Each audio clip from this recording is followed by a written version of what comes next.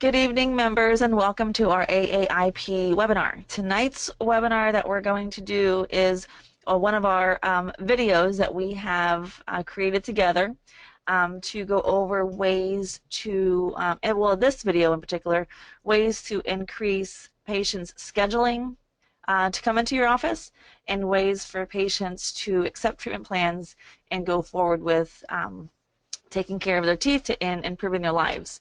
So today, the title of this one is called Awareness Characteristics, and the way that we're talking about it today is a basic way of using it when either a patient is calling or a patient is in a chair for the first time in your office and you're discussing with them their need for treatment. We are going to be using these videos when we're doing the treatment coordinating sessions once a month as well. We have one session a month where we're showing a case, where we're working through a case, we're presenting a case to a patient, and then we're closing the case.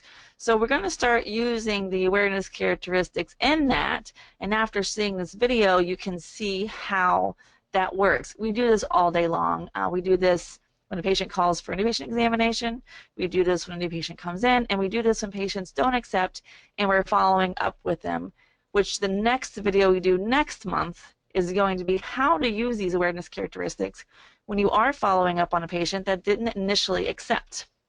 All patients don't accept right away. Sometimes they take some time, and we use this with them.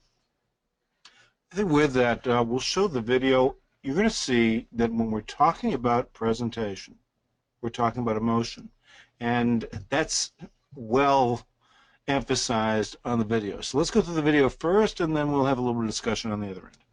Hi, I'm Dr. Lee Sheldon, founder of the American Association of Independent Periodontists.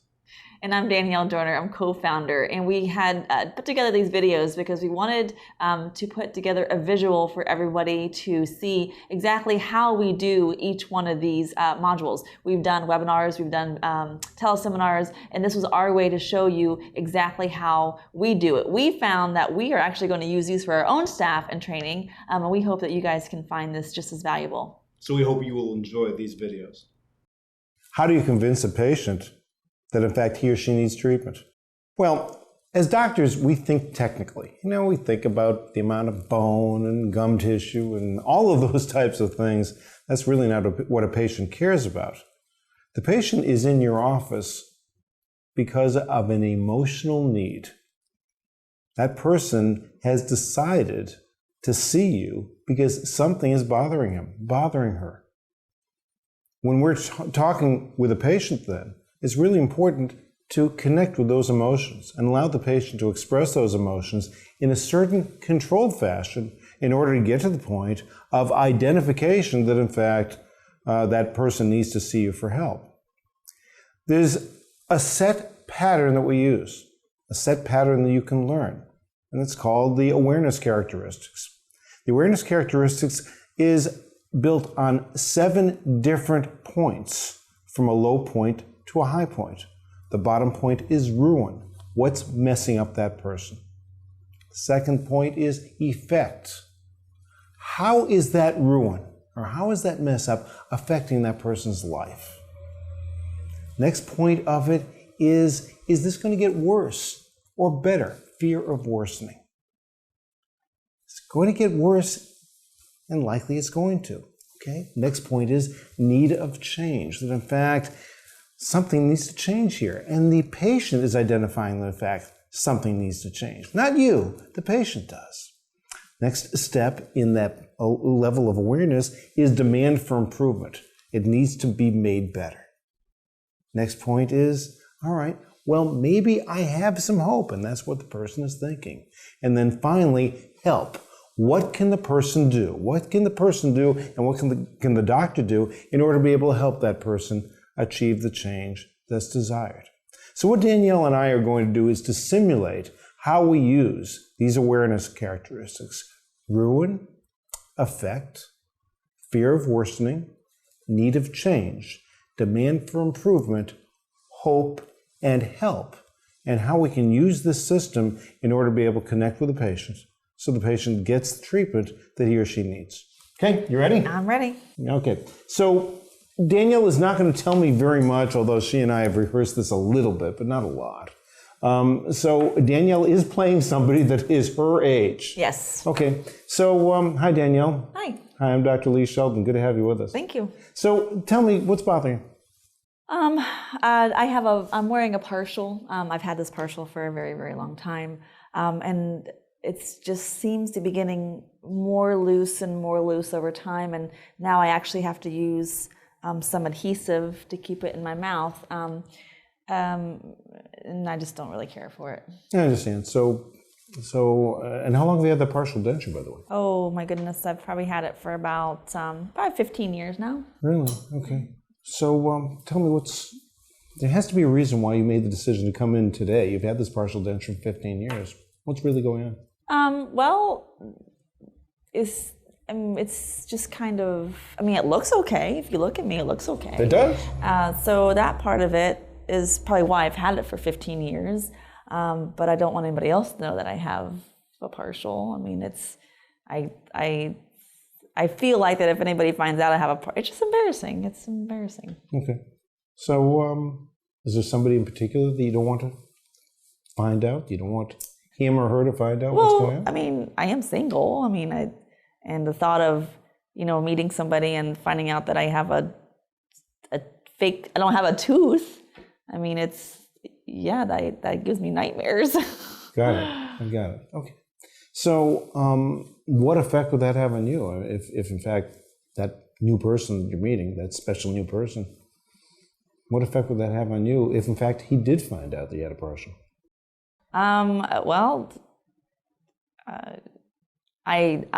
thinking to myself, if someone finds out that I'm toothless, that maybe it won't go so well. Maybe it won't be. I've been single for a long time, and to be honest with you, this is why I've been single for a long time, because the fear of somebody finding out that I don't have these front teeth is, I can fake it, but when it comes time to think, oh my goodness, someone's going to find out I don't have any teeth, it's really embarrassing, and it does really bother me.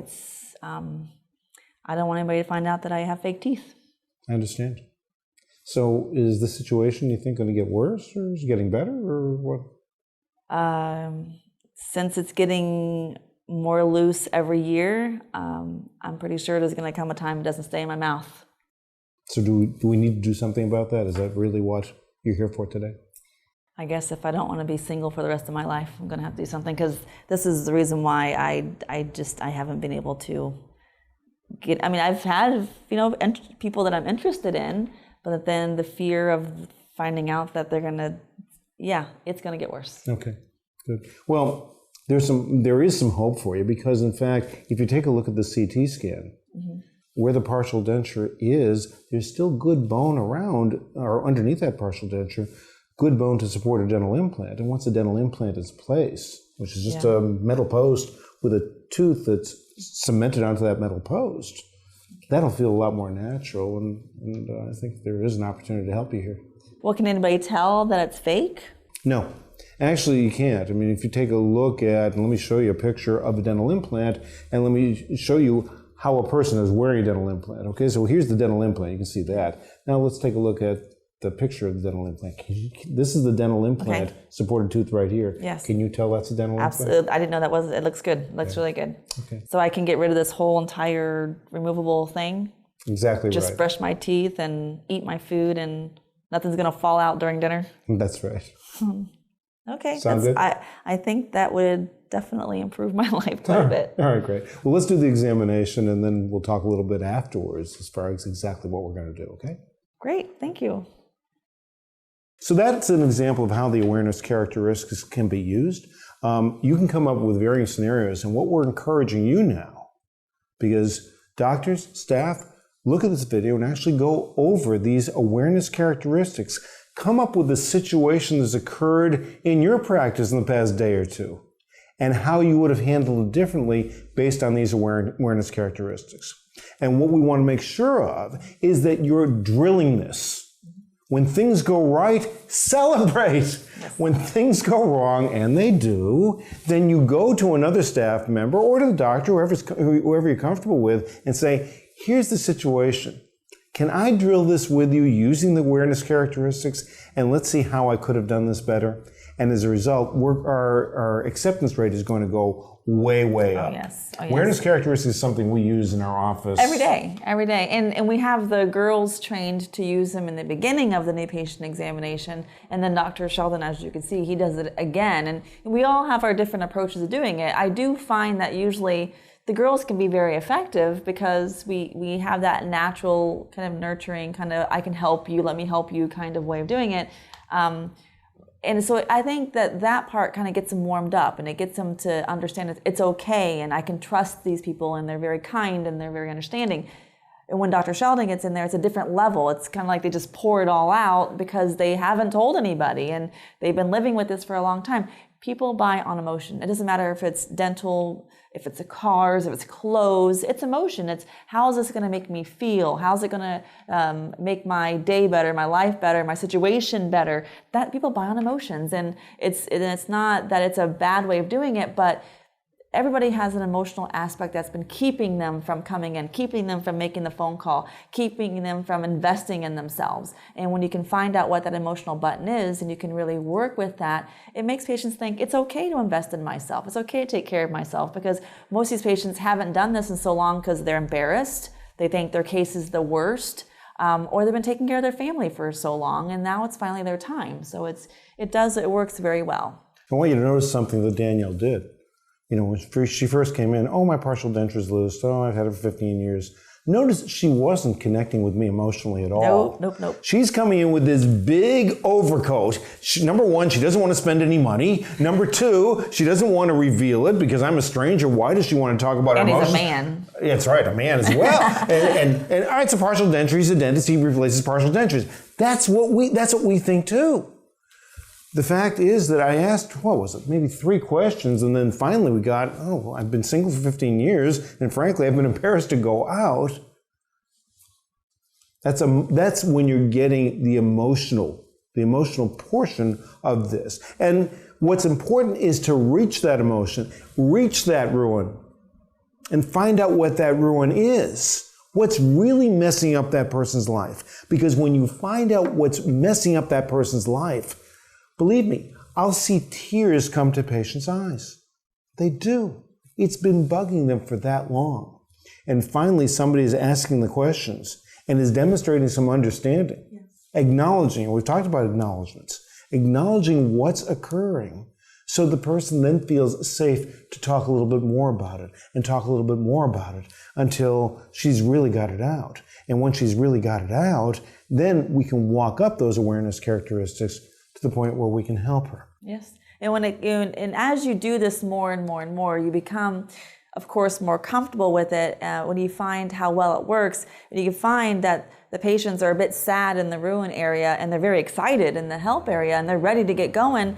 When you're in the area of need of change and demand for improvement, to say something in that particular situation of, well, how do you think that your dating life would go if you could laugh and smile and eat what you want and not worry about your partial falling out? How do you think your dating life would go at that point?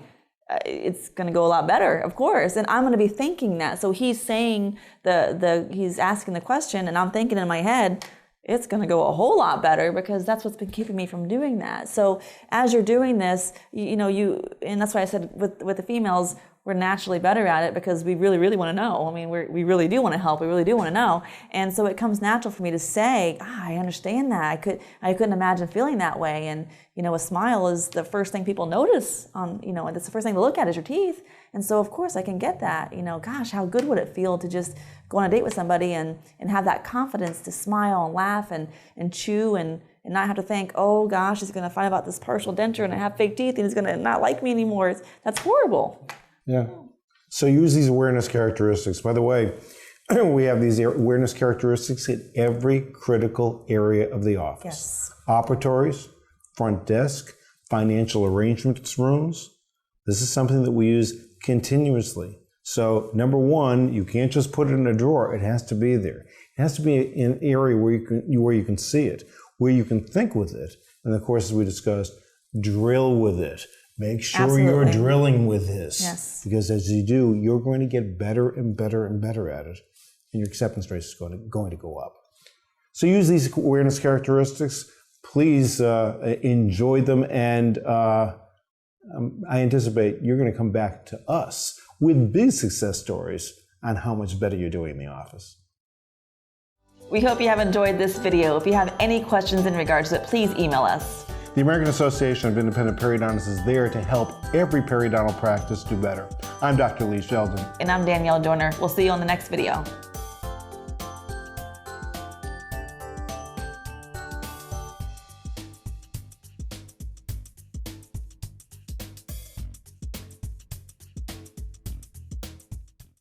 All right.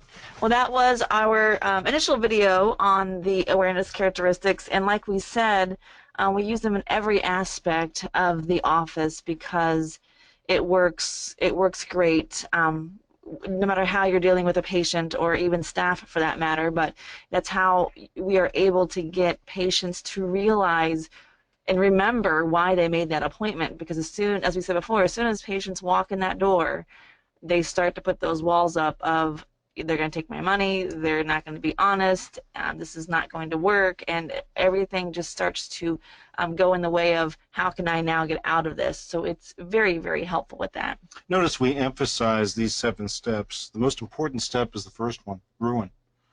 Find out what's messing the person up. That's sometimes the most difficult one to get to, but you have to get to that first.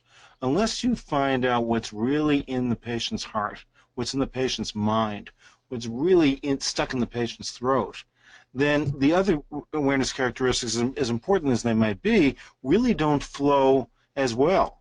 You know, you really want to get to the point where the patient comes to terms or comes to grips with it. Maybe something that he or she's been hiding for years, he doesn't want to admit to herself. And it does take a while sometimes to get to the ruin. Maybe those 3 questions that I asked were good in an acted out situation, but sometimes it takes a little bit longer than that. But once you get the patient's ruin, then this flows all the way up. And, you know, a patient is not necessarily going to go through these one by one. It's the way in which a person thinks. But let's assume you had a flat tire. You know, you're not going to be able to get to the office because you have a flat tire. You know, ruin goes right up to help. You're going to call AAA and get that flat tire fixed.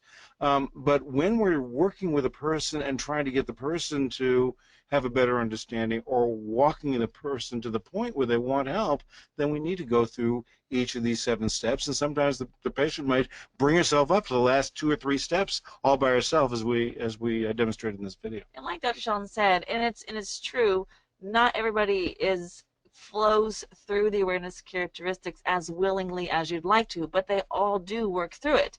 I think one of the most effective questions that Dr. Sheldon asks in the office, and he always gets a response from it, is when he says, why now? Why today? You know, why not 5 years ago? Why not 10 years ago? Because usually it is something that they have been living with, and it's just now getting to the point where there's so much bone loss, the denture's not staying in or the partial's not staying in. So there's something that's happening right now that has pushed them to wanting to do it, and they forget that when they're on the defense, and they remember it when you ask them the question. So it's very important to ask that. And also when he says, what is this keeping you from? What is this keeping you from, you know, in life? You know, are you working the job that you want to be working? Are you where you want to be? What is this keeping you from? Because sometimes asking that questions with patients, they haven't quite, it hasn't really even triggered with them. All they know is they're unhappy. And when you ask them the question, it kind of hits them that this is keeping them from that. So I think those are the 2 most important questions. And that's all we have. Now listen, not next week, but the week after, we're doing the treatment planning session, and we are going to use the awareness characteristics with that. So please listen in with that. And the next video, which is in April, we're going to use these again when it has to do with following up a patient after they've left and not accepted. We are very proud of our acceptance in the office. However, there are some patients that do need some time, or they need to get finances together. And so we use these again when we're following them up to say, hey, listen, have you been thinking about this? Don't forget this. So please listen in on that one as well. If you have any questions, email us as always. Thank you. Good night.